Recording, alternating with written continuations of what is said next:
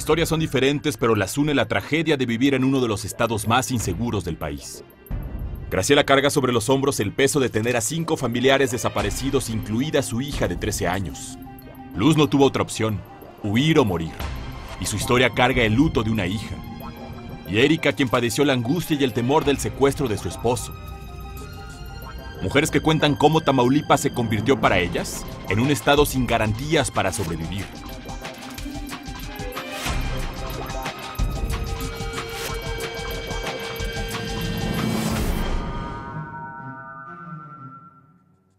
Quisiera sentirla, porque recuerdo cuando la tenía en mis brazos y quisiera sentir que me siento o que la siento.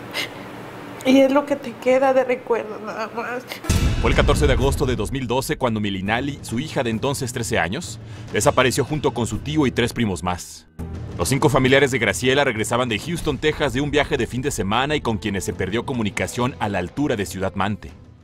Y no llegaban y empezamos a preguntar en tránsito, en hospitales, a ver si se habían accidentado. Los teléfonos ya no llamaban, o sea, estaban fuera de línea, cuando en esa zona sí hay señal. Silencio total y ni una señal de su rastro. Ciudad Mante, donde desaparecieron, está en disputa por los Zetas y el Cártel del Golfo, donde sus miembros operan principalmente en las carreteras convertidas en las zonas más peligrosas y vulnerables. Estos seres que no se les pueden llamar personas, porque son capaces de atrocidades como quemar gente. Y nada más de imaginarte que ahí ocurrió y que ahí desaparecieron, o sea, la imaginación te puede matar. Y en ese ambiente en que desaparecer a una persona no tiene o no parece tener costo alguno, para un delincuente se fomenta que siga cometiéndose el delito. José Arturo, Alexis, Aldo, Ignacio y su hija Milinali son apenas 5 casos, pero en Tamaulipas se tienen al menos 5,751 denuncias de personas desaparecidas según el último reporte oficial. Es la entidad con el mayor número de casos a nivel nacional. No quiero hacer otra cosa más que buscarlos y encontrarlos a como de lugar.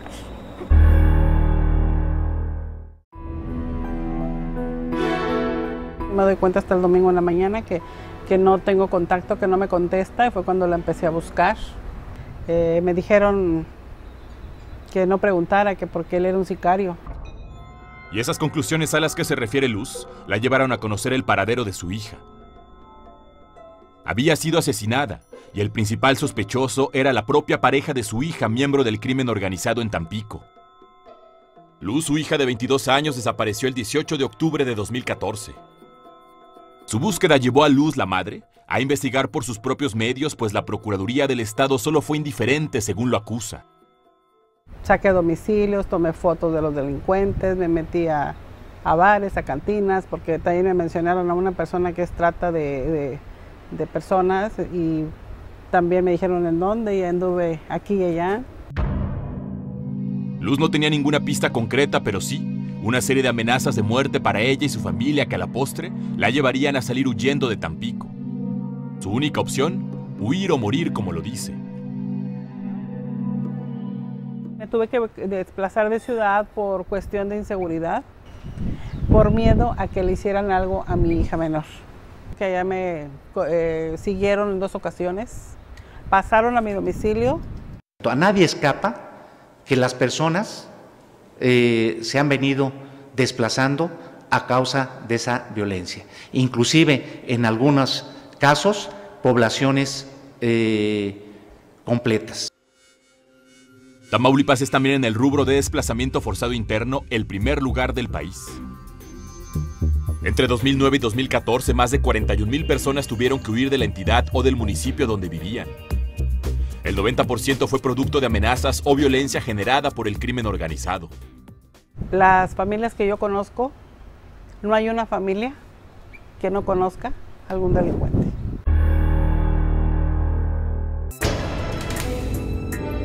No contestaban, ya estaban los desesperados, hasta que por fin a las 10 de la noche me lograron contestar su celular, pero ya no era él, ya eran las personas que lo tenían. Y con esa llamada también llegó la angustia para Erika. Tu esposo Erwin Ojeda González había sido secuestrado junto con otras 2 personas cuando circulaban en el tramo de la carretera Llera-Ciudad Mante en el estado de Tamaulipas. Durante la negociación, los secuestradores pidieron 50,000 pesos por el rescate de su esposo. Fue el 24 de diciembre de 2012. Para ella y su familia, la Nochebuena sería todo lo contrario. Y nos dicen que ya está afuera y que para que vean que sí existe la Navidad. Todo 24 nos la pasamos en vela, esperando, carro que se paraba, pensando que eran ellos.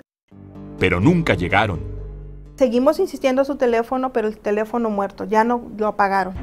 Tamaulipas cerró el 2015 como el estado donde más se presentaron secuestros en el país, 230 casos. 2 de cada 10 secuestros se dan en esa entidad. Esto llegó a tal grado durante 2015 que su tasa de secuestros por cada 100,000 habitantes fue 645% mayor que la tasa nacional. Eso te habla que es 6 veces mayor. Porque además, los casos no paran. De enero a abril de 2016 se han registrado 41 secuestros en Tamaulipas, 12% de los casos a nivel nacional.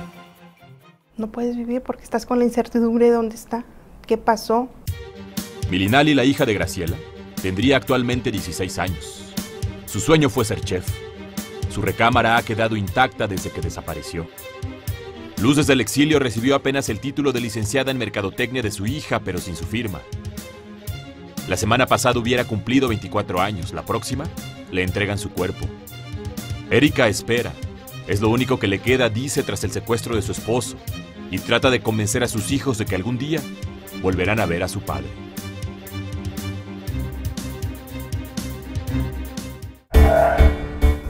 Son territorios desolados y sin vida, pero con historias de dolor, porque allí estuvieron personas secuestradas.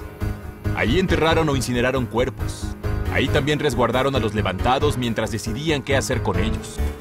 Antes fueron prolíferos ranchos o casas particulares que fueron abandonadas ante la amenaza letal contra sus dueños o habitantes. Ahora son casas de seguridad y recorrerlas no genera otro pensamiento, solo la muerte.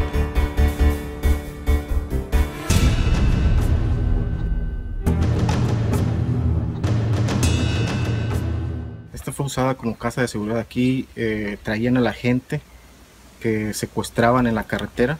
Estamos a 700 metros de la carretera de Tampico a Victoria.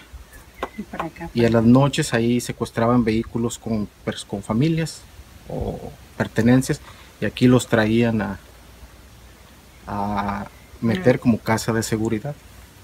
Aquí pedían el rescate o los ejecutaban.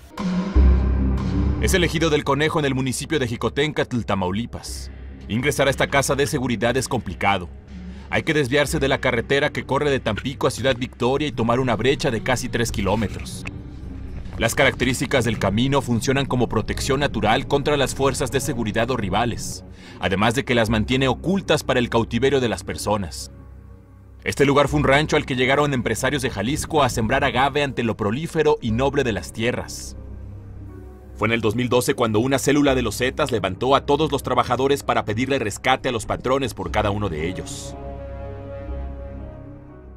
Y después de que los liberaron algunos, decidieron por cerrar la plantación y regresar toda la gente para Jalisco. Se perdió toda la plantación que se había hecho o el futuro que había para empleos y trabajo aquí en la región. Vicente ha recorrido esta y otras casas de seguridad junto con Graciela en busca de su hija de 13 años, desaparecida en 2012 junto con otros 4 de sus familiares. En su trayecto han descubierto cosas impensables. Tambos con respiraderos aparentemente donde se han quemado cuerpos y restos de hueso posiblemente de humanos. En esta zona, la célula que aquí delincuencial que ha prevalecido hace esto, los reduce a nada. Estos restos nadie nos puede decir que puedan ser una persona o 1000 quemados aquí.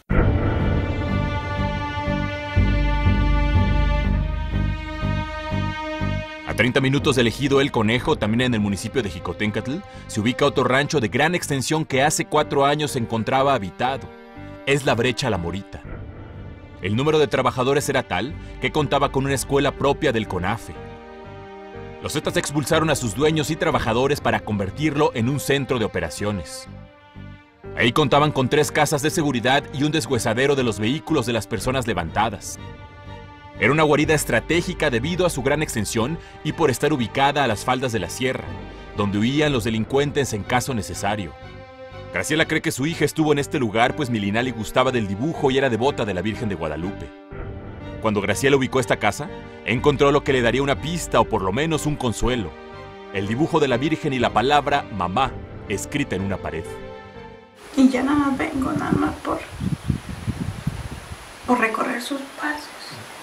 En estas casas de seguridad de la Brecha de la Morita en el municipio de Jicotencatl, Tamaulipas, todavía se encuentra ropa y accesorios de quienes aparentemente se encontraban secuestrados.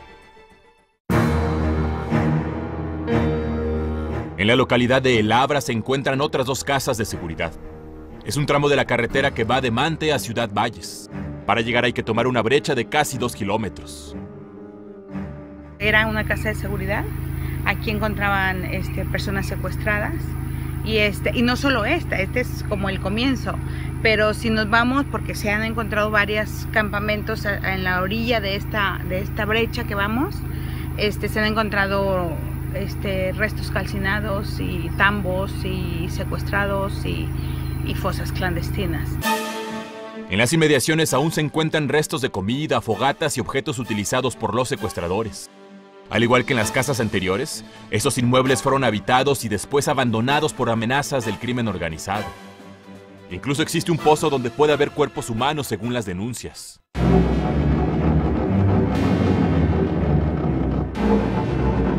En Ciudad Mante, esta casa fue incendiada por una célula del cártel de los Zetas en la zona. Fue en mayo de 2014 cuando hombres encapuchados y fuertemente armados ingresaron al domicilio particular. Levantaron a 19 personas, incluidos 6 niños. En estos carros, metieron a algunos hombres.